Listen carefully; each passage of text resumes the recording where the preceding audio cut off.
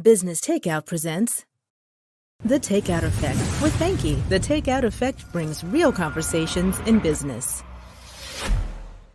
Welcome to The Takeout Effect, bringing you real conversations in business. I'm your host, and my name is Banki. The Takeout Effect is brought to you by Business Takeout. Business Takeout is a nonprofit social enterprise. Its mission is to increase Black wealth and empower Black entrepreneurs. Today's guest is a veteran TV producer and writer. She's the founder of FKB Media Solutions. She has worked in the field of journalism for over 20 years. It is a great pleasure that I present to everyone Fennella Bruce. Hi, Fennella. How are you? I'm great. I'm blessed. How are you doing? I am doing great. We have so much to talk about today. We're going to discover your entrepreneurship journey. We'll talk about mentorship challenges as an entrepreneur. And we also look towards the ending of the show. We have a game called Business Confessions. And Fennella, do you have a business confession, Fennella? Are you a certified priest, Banki? Is this between just you and I? It's the confession for the world. Yep. So before we find out whether or not Fennella has a confession or not, we have a message from our sponsor. Today's sponsor is Banki Designs. Banki Designs is a creative branding and design agency that specializes in graphic design, web design, and social media content creation. Now, let's hear a message from our sponsor.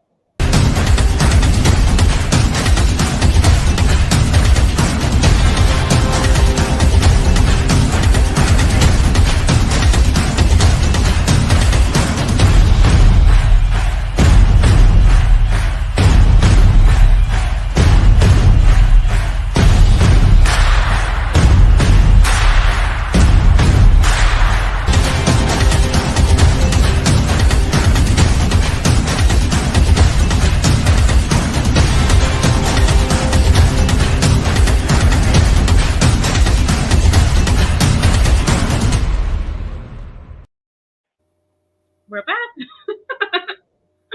So, Fennella, we're going to dive right into it, starting with 20 years.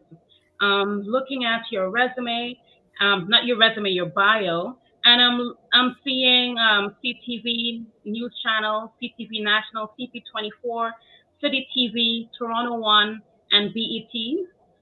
Just some of the places that you've been able to bless your presence. I'm just going to ask, how did it all started? How did you know that you wanted to get into journalism? 20 years. I started working when I was 10. When you say 20 years, it sounds so long. How did I know that I wanted to get into journalism? I didn't at first. I mean, I always had an interest in writing, and I had an interest in a childhood curiosity in television, like trying to understand how people got inside that box, and there was stuff happening. I wanted to know how that happened, but I didn't make that connection probably until I was in university. I went to the University of Toronto Scarborough campus, and I did my undergrad degree in English. And at the time, I had applied for journalism at Carleton University. I got in, and I applied to York University. And I wasn't 100% sure I wanted to do journalism. So I decided to not go to Carleton because I didn't want to just be narrow focused about it. And I went to U of T, and I did my undergrad in English. When I was there, I was writing for the Underground, which was the U of T campus paper. I was writing for the Varsity, which was the downtown paper. I was program directing for the radio station, and I had my own radio show. So I knew I was interested in media. The only component that was missing was television, because they didn't offer it at that time or anything to that in that area. And so by the time I finished, I was approaching my final year. I started looking for options to pursue my journalism passion that I knew at that time that I definitely had. And I saw that Ryerson had a graduate degree program. And so I applied for that, which was a 2-year program. And I got into that program. And the rest is history. That's how I got into journalism. I did my degree, I finished. And then I I did a little bit of, that was I think my first sort of taste of entrepreneurship. I got out, of course, I got out thinking, as everybody does when they're in journalism school, that I wanted to be a reporter. And I did all my demo tapes and I sent it to everybody. And I thought they'd call me and I'd be on the air. Nobody called. But in the meantime, I was doing some public relations for community groups because I was trying to, still use the skills that I learned at school and keep myself busy and be doing something. So when someone asked what I was doing, I could actually say what I was doing something, right? And in that time, I interned at CTV as an editorial assistant, and I was volunteering at City TV, and that's where I got my first break. I was volunteering there, helping reporters, doping tapes, going out on shoots, doing pre-interviews, and I would practice writing as well, and I had a gift at writing. And there was an opportunity on breakfast television for a part-time position that opened up, and I was encouraged to apply, and I did, and I got that position. And now it sounds great on paper, but it was really it was starting at 4 a.m. and I was living in Scarborough at the time, so I had to get up at 3 a.m. And it was only until 9 o'clock, so it was really a 5-hour job that I was going in to do from Monday to Friday. But it was on the #1 morning show, and it was a great opportunity, and it was my foot in the door. Yeah. And so I did that. I got the job in like October, and by February, I was offered a full-time position, and then I moved up to the 6 o'clock news and the 11 o'clock news, and I worked there for quite some time. Amazing. Two key things that I've recognized is the first thing, you knew what you wanted to do. In a sense, you didn't know that you wanted to do journalism, but you knew you wanted to do something in relation to writing, and you followed what you knew. But even to that point, I didn't even know what a producer did, which I ended up being for most of my career. And it wasn't until I was in the environment and I learned the different positions, and writing gives you that opportunity to work with everybody in that position. You work with camera people, you work with the editor, you work with assignment, you work with producers. So when I got an understanding of the newsroom and the opportunities and the positions and what was involved, then I narrowed down, okay, yeah, you know what? I became a senior writer, and then I became a producer and continued producing shows.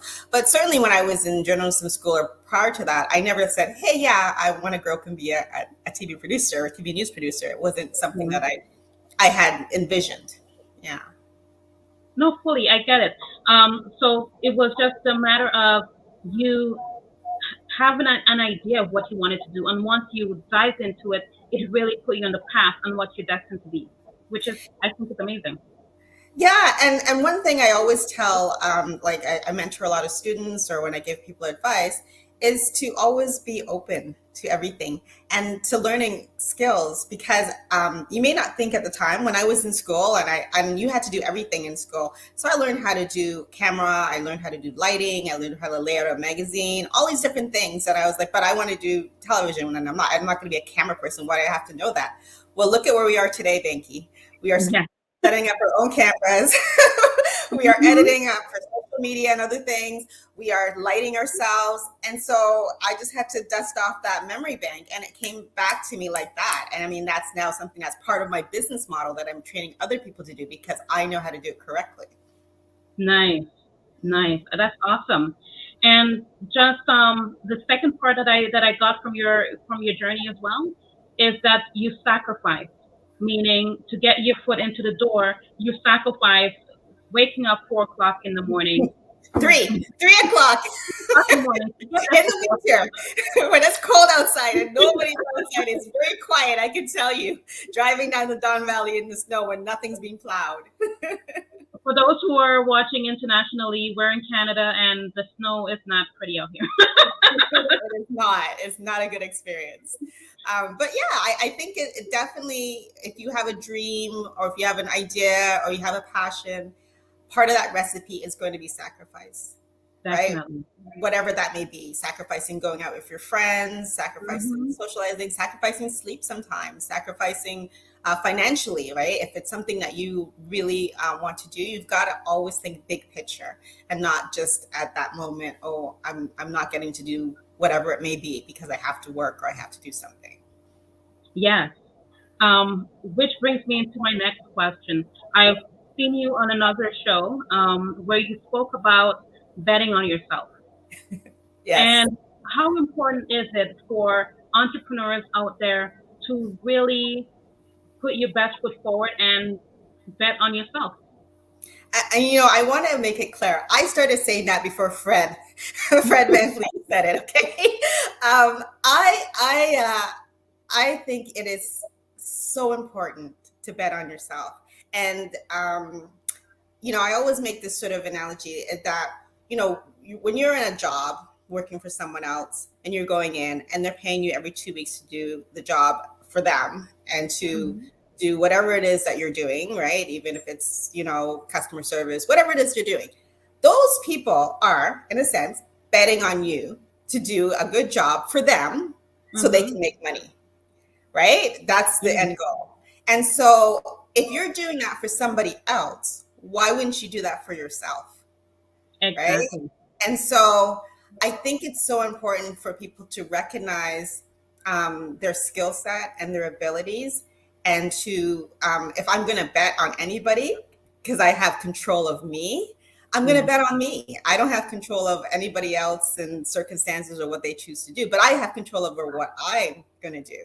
So that's a sure bet for me. I'm always going to make that bet. And I definitely agree with you there.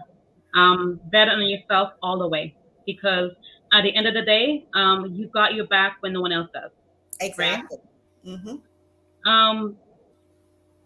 So in terms of fear, because one of the reasons why people don't bet on themselves is because they fear something, right? Maybe they fear success. Maybe they fear the challenges that comes with it. What is the fear that you've had to overcome? Well, I would say I can give you two comparisons or two examples. Definitely, when I was working in the industry, I was raising my children by myself mainly, and financially. And so, there's a number of times the media industry is very volatile that layoffs were happening, and it happened to me, right? And so I definitely walked on eggshells at certain periods because I was afraid of losing my job. And then how could I, take care of my kids, or how could I pay for my house, or how could I do those sort of things? But I'll tell you that fear is one of the things that motivated me to start my own business, right? So that I'm in control of my destiny, right? And whether I'm financially secure or not.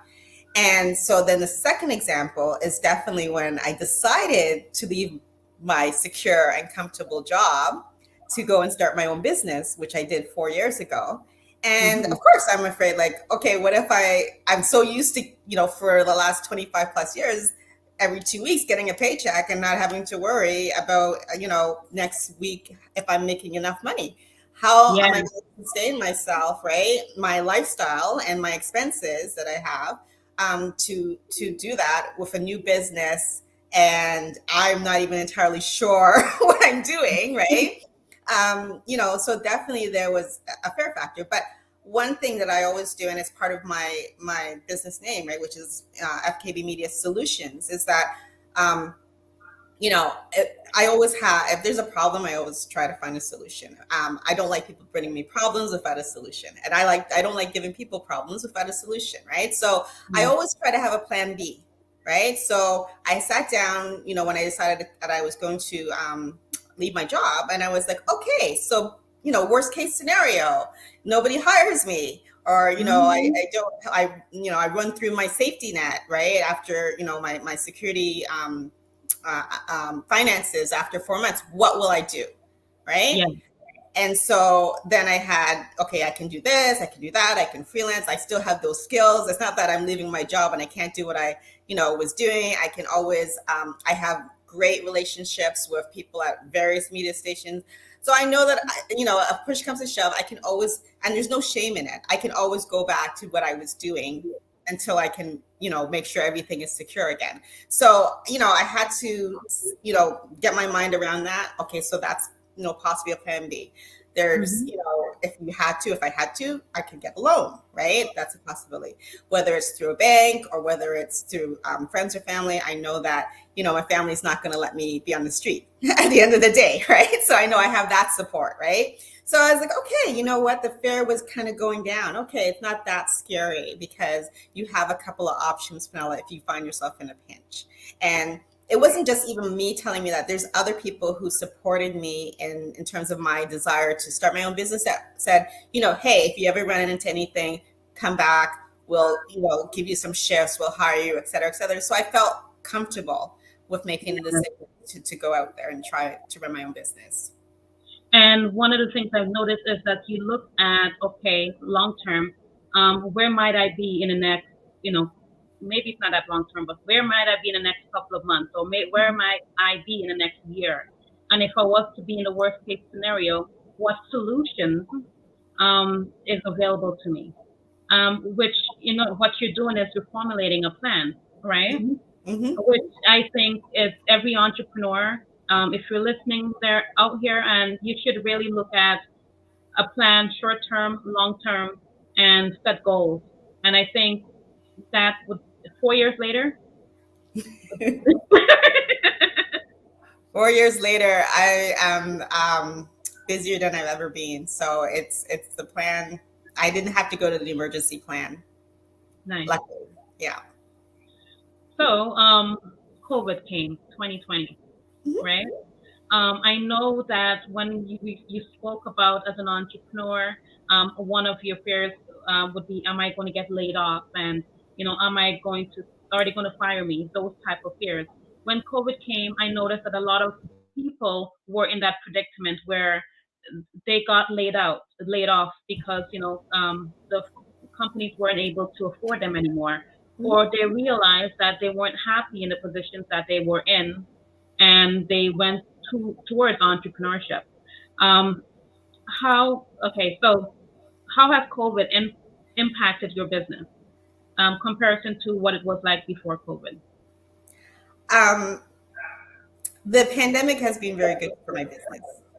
I've actually gotten a lot of work. A lot of people, as I said to you, now we're all sort of producers of our own presentations.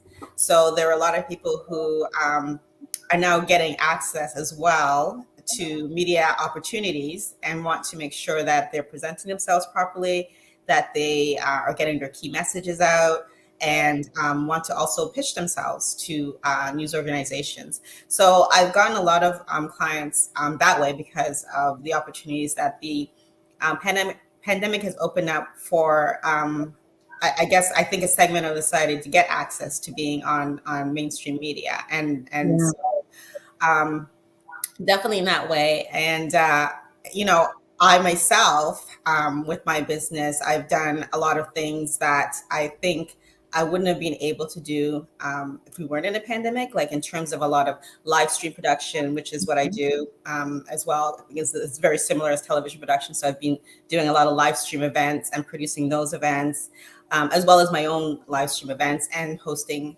those events as well. Because the thing is that particularly in terms of time, right? Being able to, even do this with you. Like normally, if we're in the normal time, you probably would say, hey, come down to my studio and we sit down and interview. So all of that time, I don't have to factor in to doing things like this, right? Or doing things like this on my own platform, which I have on my website. And so that has helped me in terms of time and more time to do other projects and all those sort of things. So I know the pandemic has been hard for a lot of people, but for me, actually, it's been a very good time for my business.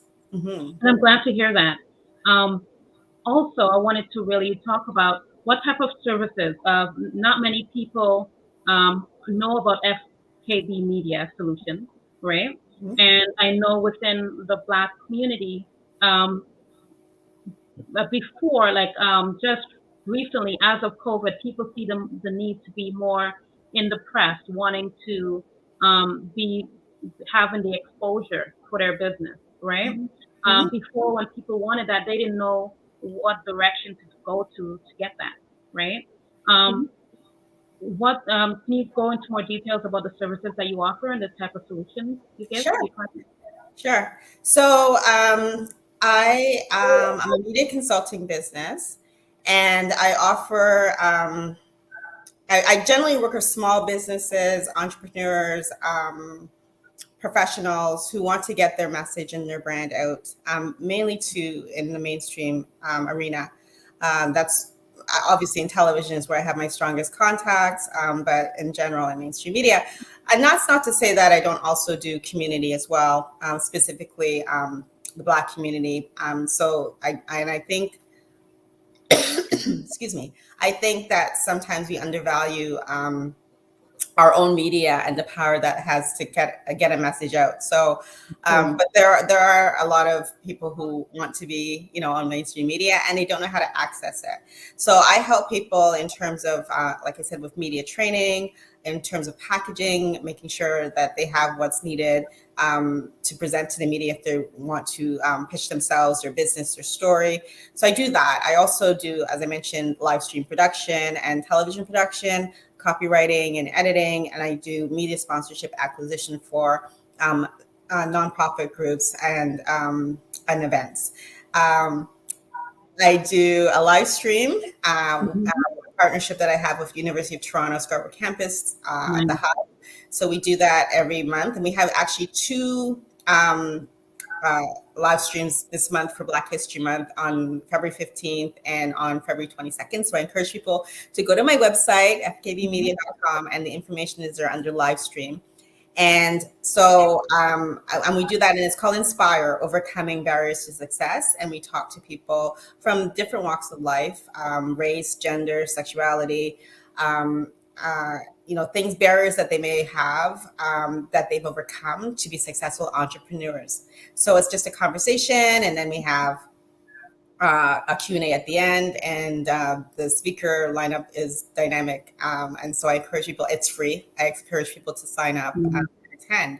So I've been doing a lot of that and some, different hosting events as well. And so, I mean, that's sort of the services that I offer in a nutshell, right? But I also, one of my goals, Banki, as well, is coming from the Black community and working in mainstream media. I understand there's a mystery about how to access and be on television, and it kind of is a two-way thing, because there's things that the community, quite frankly, has to get ready, prepared, right, so that they are like, there's no excuse not to have them on, right?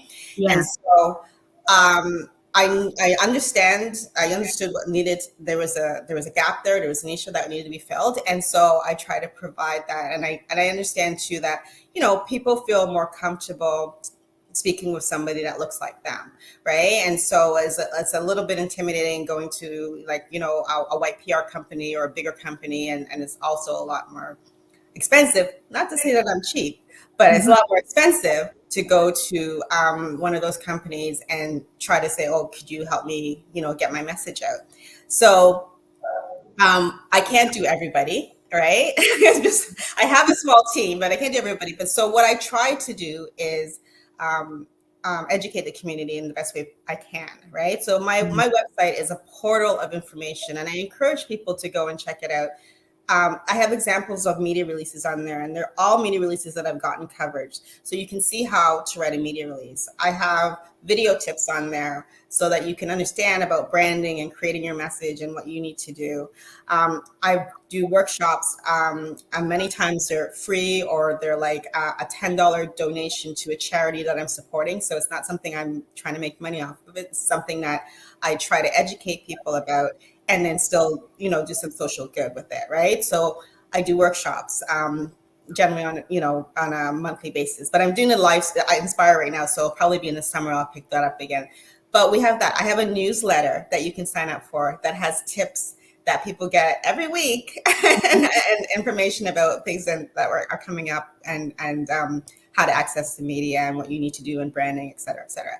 So there's tons of stuff on my site that's for free that you can go in there and spend some time. And I actually just started an FKB Media store, and there's Yeah, and so there's two downloadable best of. We did a best of our Media Gatekeeper series and our best of our Media Spotlight series. And these are like it's Arissa Cox, who is the host of Big Brother Canada. It's Mm-hmm. Ed Green, who is an anchor at CBS in the US, Nice. and they're talking about their journey, but also how to access these types of shows and get your stories heard, right? And then the Media Gatekeepers is Stephanie Hines, who was a producer on The Social and is now a producer on eTalk. Amar Mm-hmm. Sodi, who is the news director for I think all of the city news stations across the country, right? And Dana Gorley, who is the senior news producer for CBC. And, they're giving you gems, right? Telling you how to get your stories told, right? And so that's available on my site. So I like I said, I can't help everybody, but this is my way of servicing the community, and so that they can get the information that they need to get their message out. Because I think that we have a voice, we have things to say, and we have products to sell, that we have, as my right as anybody else, to be out there doing the same things. I love it, love it, love it. And what I love the most about it is people with experience that are currently in those fields, that have knowledge. They have years of experience, and they're telling you this is what you should do. And if it means to donate, donate. Why not? Because you're investing in yourself and you're betting on yourself, right? Yeah. So I love that you offer all of that. And I know that you have, is it 60 seconds with Selena? How does it work? 60 seconds of FKB. So let me just clarify, Okay. because everybody trips over this. FKB is my initial. So Yeah. Fennella Karen Bruce. Right? So that's the reasoning behind my company name, just so that it's branded with me. And yeah, I have 60-second tips every month that are posted. And sometimes they're from me, and sometimes they're from my guests, right? And from things that they would recommend for people from their industry or whatnot. And so, I mean, if you don't have a minute to spend on yourself, I question whether you're serious about what you're doing. So looking at the time, I got my phone, and I'm going to time you 60 seconds. I'm not actually going to time you, but what is a tip, a media tip you can give to any entrepreneur that is watching right now? Oh, okay. Okay. A media tip that I could give to people easily that I can do. If you have, you want to pitch yourself to a newsroom, make sure that you have the following things in place before you even decide to reach out. That you have a proper bio about yourself and about your company.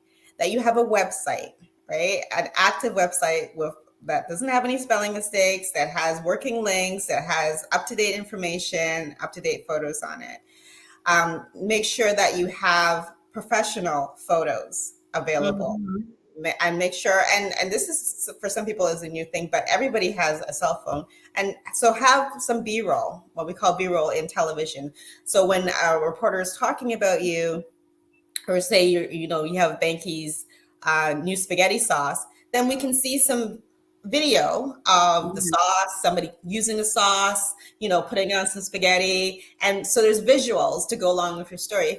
Especially if you're pitching to television, you have to always think visual, right? They can't do a story and just talk all about Banki's spaghetti sauce. We want to see it, right? So you have to provide that, especially in this day now, because they're not sending cameras out to shoot things anymore because of COVID. So you want to make sure that you make everything as simple as possible for the media industry, so they have everything to tell your story.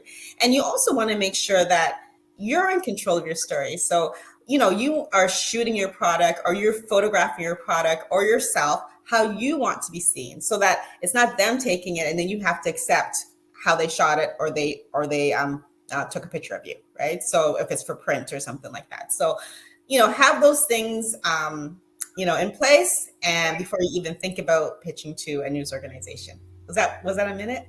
I wasn't counting, but I think it's amazing advice. I love it. We're about to go into the towards the ending of the show, and we're about to go with a game. The game is called Business Confessions, and I am going to give you a business scenario, and you respond either with a lie or a confession, right? Okay. Um, so let the game begin.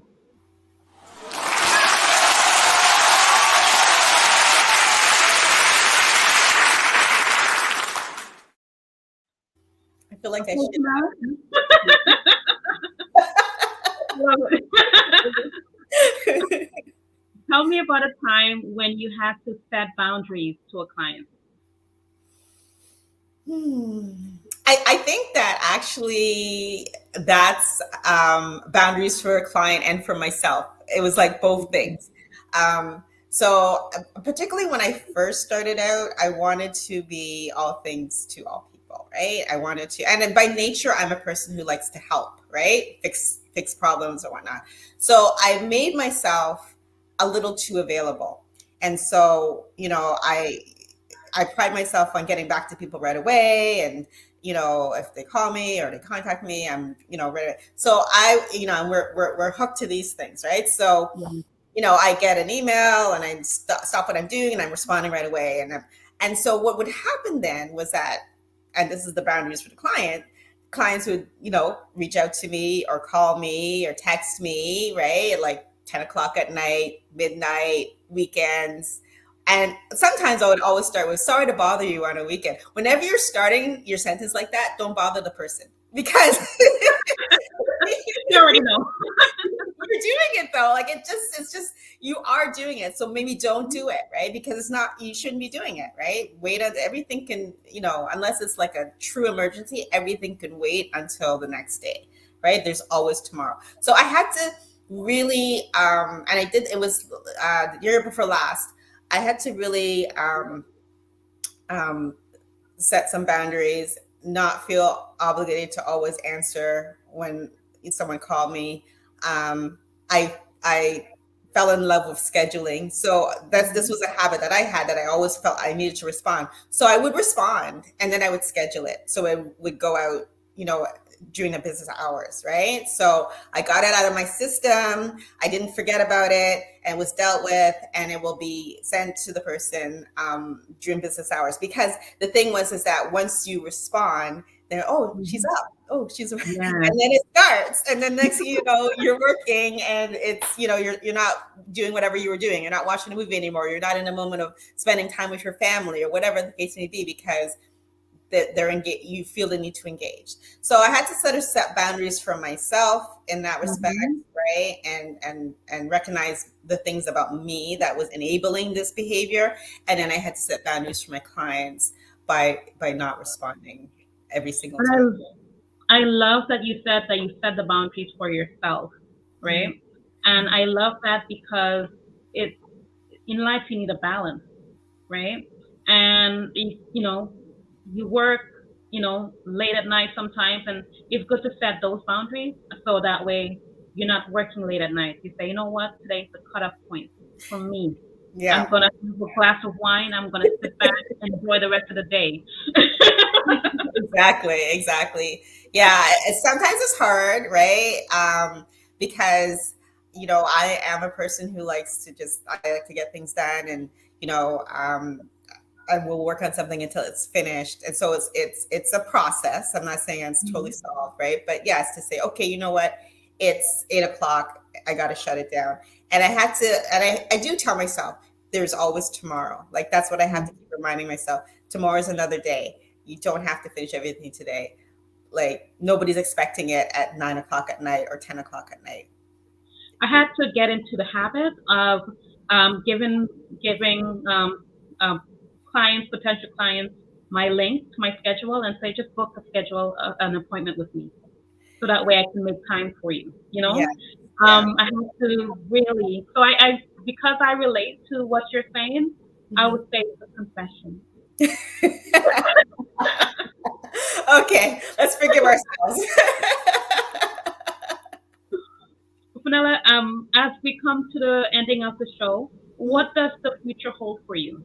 What would you say? 6 6 months from now, a year from now?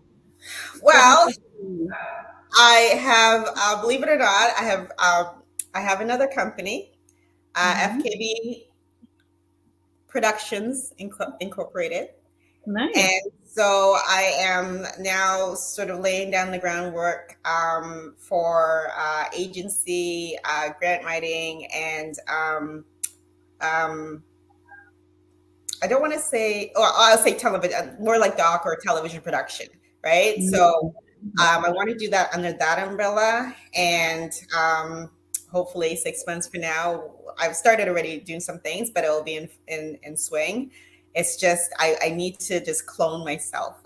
That's the problem, baby. There's a No, lot of yeah, there's a lot of things that I want to do, but so that's where I see things going for me. I'm still going mhm. to continue with FKB Media Solutions, but I'm trying to see how I can sort of automate certain things. And I wanted to, I wanted to go back to one of my services I forgot to mention, which is one that I'm very excited about, and that's helping me to sort of streamline some of the PR stuff. Is that I have something called Find an Expert that's on my website.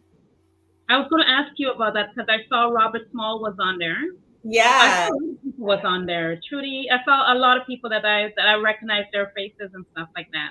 exactly. So my Find an Expert is people who have either be my clients, and so that I know that they're media ready, or they've gone through media training with me, and so they're on that site. And so we just started this year. We do a weekly mail out to over 300 newsrooms across the country with our 5 topics, 5 experts of the week, letting them know they're available and can talk on these issues. And we've been successful booking our experts and getting them placements. And so I'm really excited about that because, like I said, it's very hard to do everybody, right? But this Yeah. way, I can sort of help, particularly small business owners and professionals, get some media placements and get their voices out there and supplement, because some of them are doing their own PR based on Mhm. things they've learned from me, which is great, but to supplement that as well. So I'm really excited about that portal, and it's growing, and that's another feature that we offer. So I have a question. So Mhm, let's say like I'm in the health and wellness space, right? I do mhm. yoga, you know, and I'm looking for someone, to help me with PR. Would I then find an expert in that field like Trudy to help me? Or is that what it's for? No, no, no, no. It's for them to, Mm-hmm. like, say the social was looking for somebody to do a segment on burning tummy fat, because that's one of the things Okay. that Trudy does. Then they would say, hey, Fennella, we're interested in Trudy. Is this something that she could do? I would Got see it.